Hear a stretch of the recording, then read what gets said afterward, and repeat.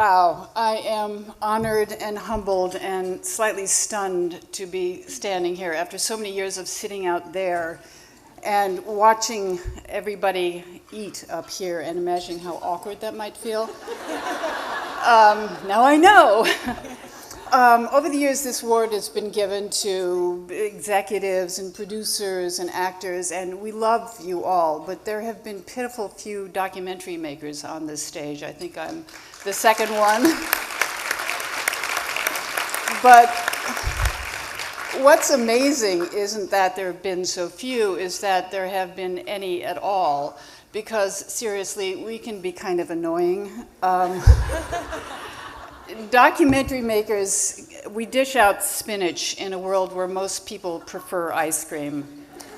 We are the ones prattling on about human rights abuses in the Congo, gender justice in Colombia, freaking out about what Rick Perry is doing to Planned Parenthood clinics in Waco.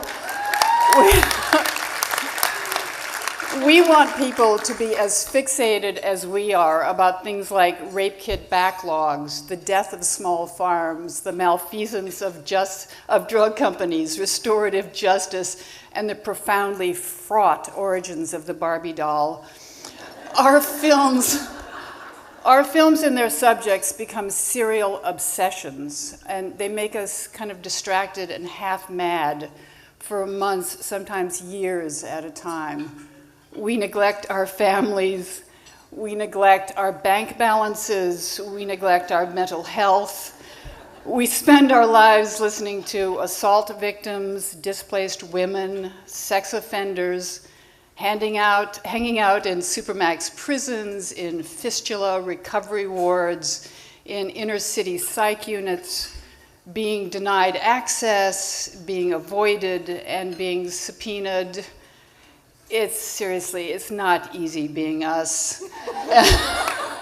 And if there's a documentary maker at your table, give them a hug, really.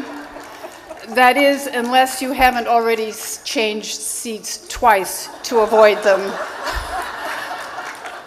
Because we are seriously annoying. And we are the sourpusses delivering the bad news during a great event, and I'm no exception. I've heard in many a Muse speech, and I guess today is no exception, variations on the "we've come a long way, baby" thing. I mean, no disrespect, but actually in the documentary world, we actually haven't. It's pretty much the way it's been for a long time. Things haven't changed so much. Documentary makers, we still have a hand in everything. We research, write, interview, shoot, edit, fret, wheedle, and fundraise on all of our films. We juggle multiple projects in every stage of production, while at the same time throwing a fuselage of darts at a rotating fundraising target, hoping that maybe this once we'll hit the big time and be able to pay ourselves a salary. A tin cup is our most necessary and most annoying accessory. We take seriously the sanctimony of the documentary forum, but we've all sinned. I think, as mentioned before, and I have to confess, I did produce 2 seasons of Psychic Detectives. And if you want to take the award back, I understand. But there comes a time when our sainted calling demands that we would sell used equipment on eBay rather than take a paying gig on a reality series called anything like Real Boyfriends from Hell.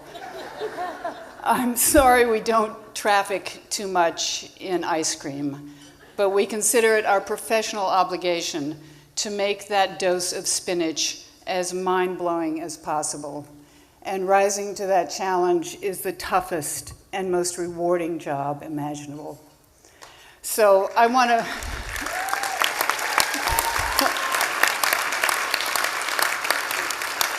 to share this Muse Award with the extraordinary community of documentary makers in New York. I know a lot of you in the audience here.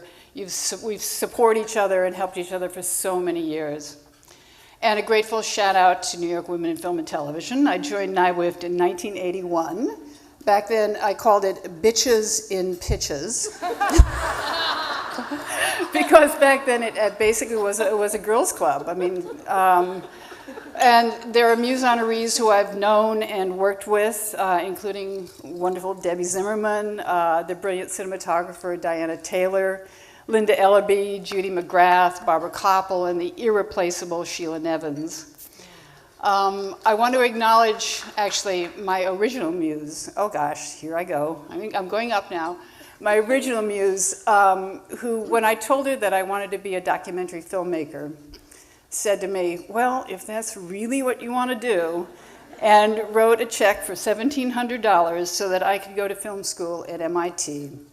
That was in 1971, and I've been grateful every day since to my mother, Nancy Carmichael.